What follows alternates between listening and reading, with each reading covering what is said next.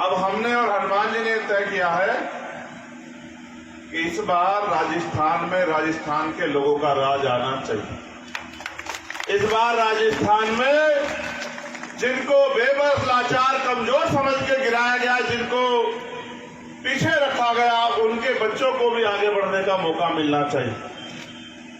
पिछले 5 साल में आपने देखा तमाम तरह की मुसीबतें, चाहे रोजगार मांगने पे नौजवानों ने उठाई हो, सीएचओ के बच्चे ने जो सीएचओ में भर्ती हुए थे जब उनकी नौकरी छीन लेंगे उन्होंने उठाई हो, जो तृतीय श्रेणी के टीचर थे उन्होंने अपने ट्रांसफर के उसमें उठाई हो, या जो पेपर लीक यहां हुए और जिस तरह से महिलाओं पे जुल्म, जाति, अन्याय, अत्याचार हुए, क्या तो यहां भीम आर्मी लड़ रही थी, आजाद समाज पार्टी लड़ रही थी, या कोई अगर और था तो ना वो कांग्रेस के लोग थे जिनकी सरकार थी, ना वो भारतीय जनता पार्टी के लोग थे जो विपक्ष था।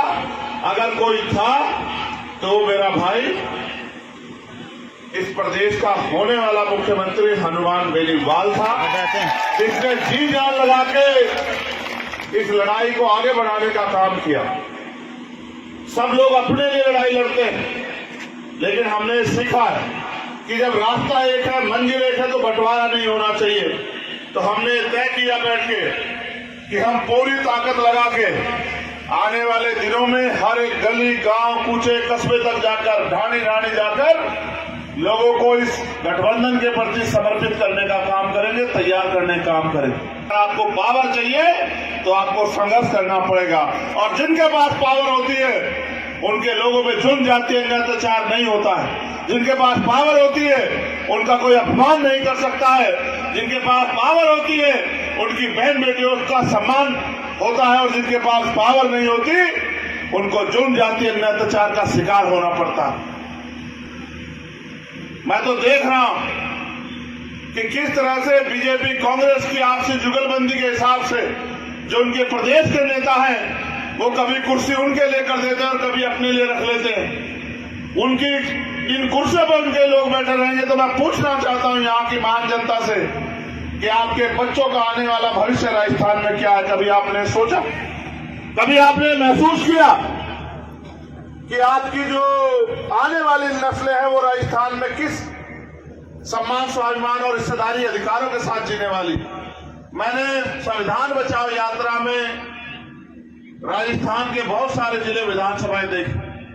राजस्थान नहीं है तो कहीं बिल्कुल रेतीला है, कहीं राजस्थान में मीठा पानी है तो कहीं कहीं राजस्थान में बहुत खारा पानी है, कहीं कहीं राजस्थान के किसी किसी गांव में खुशहाली है जहां से मंत्री जी आते हैं, रेलवे वाले हमारे स्वामी वैष्णव, और कहीं कहीं कोई गांव ऐसा है जिनके पास ना खाने को अच्छा खाना है, ना पीने को अच्छा पानी है, ना सर ढकने के लिए अच्छा मकान है, ना पहनने के लिए अच्छे कपड़े हैं।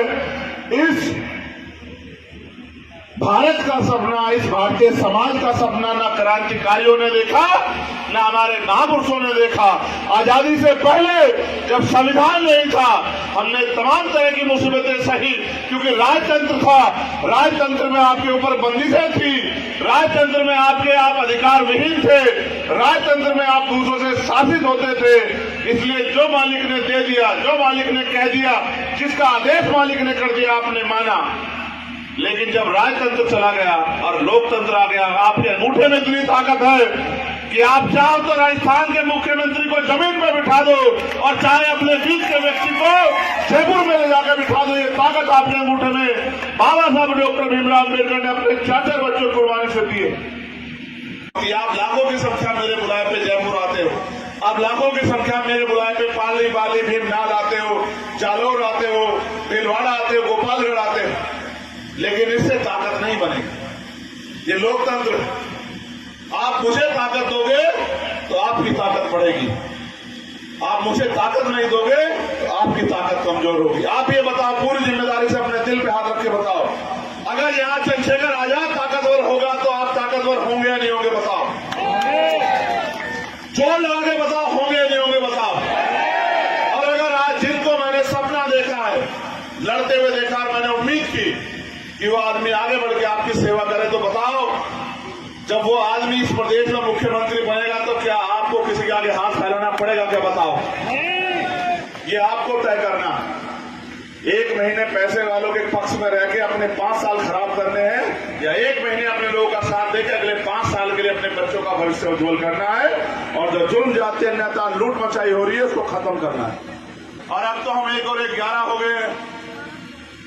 अब तो हम एक थोड़े रहे, अब तो 1 और 1 11 हो गए। सरकार भी इस बात को जानती है कि सारे के सारे लड़ाके में तो रात कह रहा था कि ये तो दोनों की फौज ऐसी है। अगर इस फौज को एक बार कह दिया जाए तो ये तो बंजर भूमि में जो है फसल उगा देगी।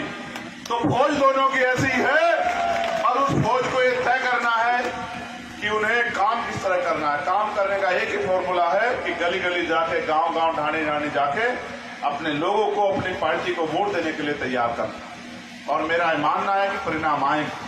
और इस बार क्योंकि दोनों पार्टियों के हालात बड़ी खराब है रात से, और पता नहीं नींद भी आ रही होगी नहीं आ रही होगी, तो आए ना आए उनको नींद, मुझे अपने लोगों की नींदों की परवाह है कि इनको नींद आनी चाहिए, इनका पेट भरना चाहिए, इनको स्वाभिमान सम्मान का जीवन मिलना चाहिए।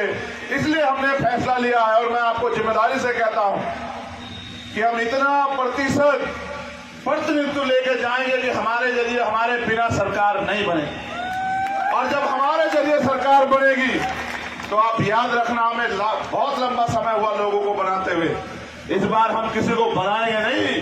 हमने तय कर लिया कि इस आदमी को कंधे में बिठा के हम लोग आगे ले जाके इस बार जयपुर की कुर्सी पर बिठा के अपने लोगों का भला उसके जरिए कराएंगे। तो इसलिए मैं आपसे आग्रह करूंगा कि वो सपना तभी पूरा होगा जब हमारे विधायक जीतेंगे, और विधायक जीतने की, जिताने की चाबी आपके पास है, और आपकी लड़ाई को आगे बढ़ाने की जिम्मेदारी हमारे पास है। इस बार हम परिवर्तन करके दिखाएंगे। इस बार हम उन लोगों को दिखाएंगे जो लोग ये कहते हैं कि गरीब लोग आगे नहीं बढ़ सकते, मेहनतकश लोग आगे नहीं बढ़ सकते, किसान कमेरे की औलादे ताकतवर नहीं हो सकती, जो इनको रोकने के लिए तमाम तरह के षड्यंत्र करेंगे, तमाम तरह के अफवाह फैलाएंगे। और हो सकता है मैं कहना चाहता हूं अपने दोनों पार्टी के नेताओं को कि हो सकता है जातिगत झगड़ा भी करा दें, आपको तैयार रहना पड़ेगा। दुश्मन बड़ा खतरनाक है। हो सकता है जातिगत झगड़ा करा दें कि आपकी एकता टूट जाए। इस बार कुछ भी टूटे, आपकी एकता नहीं टूटनी चाहिए। और अगर ये एकता बनी रही तो परिणाम आप देखना कि कैसे सुनहरे होंगे। आज नहीं कल तो आपको फैसले लेने हैं। इसलिए मैं आपसे आग्रह करूंगा कि सावधान रह के, समझदार रह के, सतर्क रह के, कहते हैं इलाज से बेहतर बचाव होता है ना, बचाव करके आगे बढ़ो। जयपुर तुम्हारा इंतजार कर रहा है। मेरे नौजवान वीरों, मेरी बहनों, माओ, मेरे भाइयों, मेरे बुजुर्गों, ये प्रदेश आपके नेतृत्व का इंतजार कर रहा है। ये प्रदेश आपकी ताकत का इंतजार कर रहा है। और इस प्रदेश की जनता उम्मीद कर रही है कि कोई तो ऐसा आए जो इस प्रदेश की रखवाली करे और इस प्रदेश के लोगों के सपने पूरे करे। और मुझे लगता है कि वो समय आ गया है। 3 तारीख को मेरा जन्मदिन है। इधर 3 तारीख को मेरा जन्मदिन है, और सहयोग से 3 तारीख को आपके यहाँ कौन कितनी ताकत में आएगा इसका फैसला भी होना। मैं जन्मदिन पे आपसे ज्यादा कुछ नहीं मांगता, बस ये मांगता हूं कि सत्यवान को इतनी ताकत दे देना कि सत्यवान जयपुर की विधानसभा में खड़ा होकर आपके हक अधिकारों के लिए बोले। सत्यवान जयपुर की विधानसभा में खड़े होकर आपके अधिकारों के लिए लड़ सके, और आपकी जो अधिकार बैठते हैं उनको छीन के लाके आपके कदमों में रख सके। इतनी ताकत मुझे दे देना, और फिर आप ये देखना कि ना कोई आप पे चुन जाति कर पाएगा और ना ही आपके सपने अधूरे रहेंगे।